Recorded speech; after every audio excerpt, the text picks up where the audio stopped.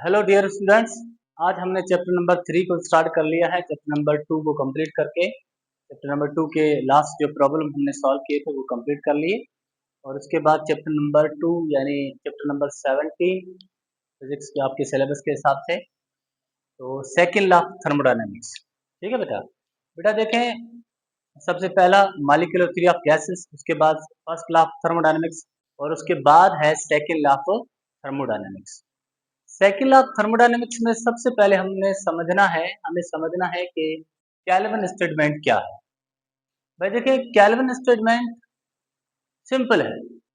Simple किस तरह से है कि भाई केल्विन कहता है कि आप जितनी भी हीट लेते हैं, जैसे हम सिस्टम वगैरह सपोज करते थे ना, मान लो कि आपने एक सिस्टम सपोज किया है, ठीक है, सिस्टम के ऊपर मूवेबल पिस्टन है। अब यहां से अगर आप हीट देते हैं, हीट बिलफर्ज आप 10 जूल देते हैं, तो ये 10 जूल हीट को आप कंप्लीटली वर्क डन में कन्वर्ट नहीं कर सकते। ये जो 10 जूल है, ये 10 की 10 आप वर्क डन में कन्वर्ट नहीं कर सकते।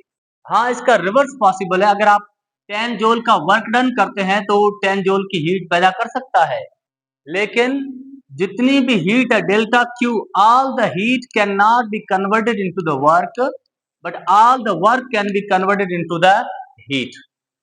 सही है बेटा। जिस तरह से देखें यहाँ पर लिखा हुआ है, मैंने केल्विन स्टेटमेंट लिखी भी है। According to the Kelvin statement it is impossible to construct an engine. भाई देखें, अगर आप ऐसा करने में कामयाब हो जाते हैं, मिसाल के तौर पर 10 जूल हीट है ना, 10 की 10 आप अगर वर्क डन में कन्वर्ट करने में कामयाब हो जाते हैं, इसका मतलब है कि आप ऐसा इंजन बनाने में कामयाब हो जाएंगे कि जिसकी एफिशिएंसी क्या हो जाए, 100% हो जाए। जैसे देखें, यहाँ पर मैंने एक इंजन ड्रा किया है जिसमें ये हॉट रिजर्वायर है और ये कूल रिजर्वायर है, जिसका टेम्परेचर कम होगा और इसका टेम्परेचर हाई होगा। अब मान लो कि ये आपके पास एक इंजन है। इंजन यहाँ से जो हीट एब्जॉर्ब करता है Q1 से, मतलब हॉट रिजर्वायर से जो भी हीट एब्जॉर्ब करेगा, वो सब की सब हीट वर्क में कन्वर्ट नहीं कर सकता। अगर ये सब की सब हीट जो कि वर्क में कन्वर्ट कर लेता, तो जो इंजन है उसकी एफिशिएंसी क्या हो जाती, 100% हो जाती। जितनी इनपुट है उतनी ही आउटपुट आ जाती। तो फिर मतलब क्या होता, यहाँ पर ऐसा होता कि आपके इंजन की एफिशिएंसी 100% हो जाती, अगर जितनी इनपुट है वो सब की सब आउटपुट में कन्वर्ट हो जाती। तो केल्विन की स्टेटमेंट कहती है कि भाई ऐसा करना क्या है, इम्पॉसिबल है। ऐसा करना कैसा कि आप जो कि एक इंजन जो कि कंटिन्यूसली साइकिल में काम कर रहा हो, एक साइकिल में काम कर रहा हो और जो कि हीट ले रहा हो फ्रॉम द सोर्स, ये जो सोर्स है इसको हम हाई टेम्परेचर रिजर्वायर को सोर्स भी कह सकते हैं, and converts completely into the work. तो ऐसा पॉसिबल नहीं है, ठीक है ना। जो कि ऐसा इंजन बनाना, मतलब दूसरे लफ्जों में हम ऐसे भी, ये जो एक स्टेटमेंट है, according to the Kelvin statement it is impossible to construct an engine. भाई ये नामुमकिन है कि आप ऐसा इंजन बना लें ऑपरेटिंग कंटिन्यूसली, जो कि ऑपरेट हो रहा हो लगातार इन अ साइकिल, एक साइकिल के प्रोसेस में, that can take heat from the source, जो कि सोर्स से हीट एब्जॉर्ब कर रहा हो। ये जो सोर्स है, ये जो हॉट रिजर्वायर है, हाई टेम्परेचर रिजर्वायर, यहाँ से हीट रिसीव कर रहा हो and converts completely into the work. वो जितनी भी हीट अब्सॉर्ब करा वो सब की सब वर्क डन में कन्वर्ट नहीं कर सकता। हाँ, रिवर्स पॉसिबल है। रिवर्स कैसे, मैं इसकी दूसरी स्टेटमेंट भी यहाँ पर लिख लेता हूँ।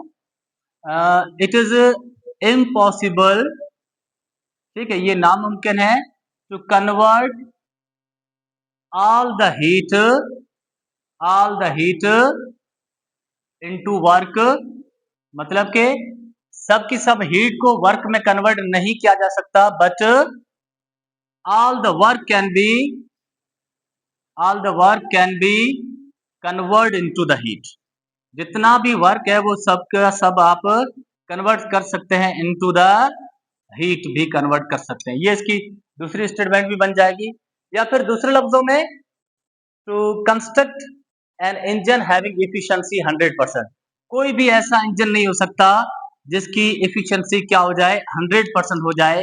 ऐसा इंजन जो कि कंस्ट्रक्ट करना इम्पॉसिबल हो जाएगा। सही बेटा। It is impossible to devise an engine having efficiency 100%। ठीक है बेटा, ये आपके पास केल्विन की स्टेटमेंट है और उसके बाद हम समझेंगे कि क्लाउसियस स्टेटमेंट क्या है। देखो देखो, अच्छा उसके बाद क्लाउसियस स्टेटमेंट या फिर सेल्सियस स्टेटमेंट क्या है ये भी हम यहाँ पर समझेंगे। बेटा देखिए ये भी सिंपल है।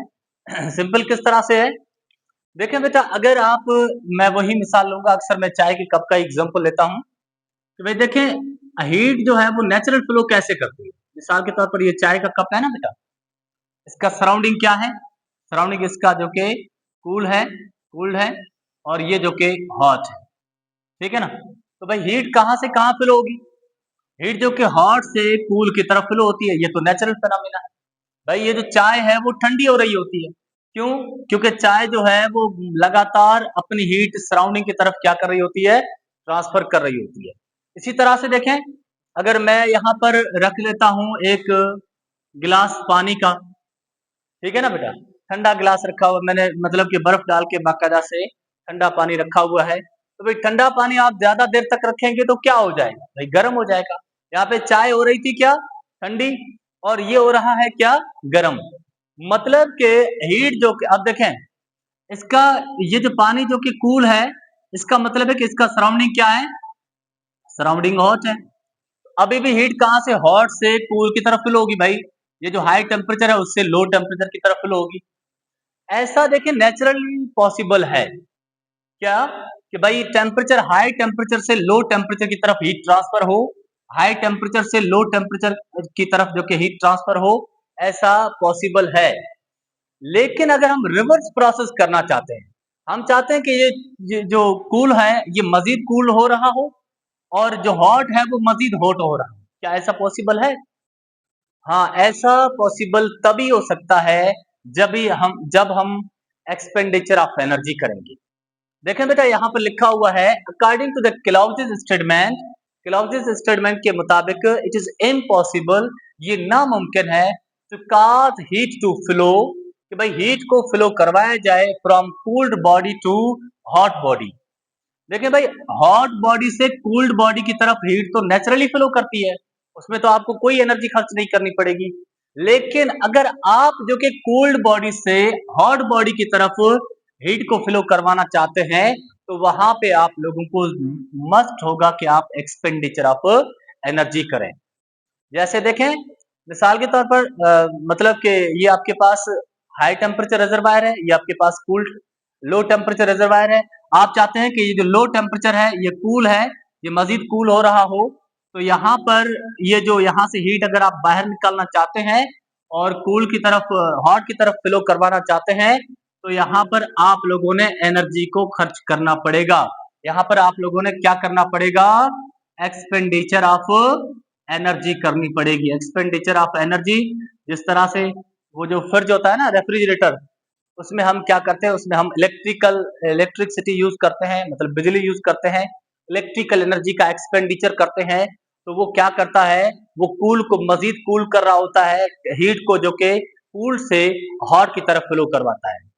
तो ये आपके पास है क्लाउसियस स्टेटमेंट। क्लाउसियस स्टेटमेंट क्या कहती है कि भाई कूल बॉडी से अगर हॉट बॉडी की तरफ हीट का फ्लो करवाना चाहते हैं, तो आप लोगों को मस्ट जरूरी करना पड़ेगा क्या, एक्सपेंडिचर ऑफ एनर्जी जरूर करना पड़ेगा। विदाउट एक्सपेंडिचर ऑफ एनर्जी आप जो कि ऐसा करने में, कूल को हॉट की तरफ टेम्परेचर फ्लो करवाने में कामयाब नहीं हो सकते। Thank you so much.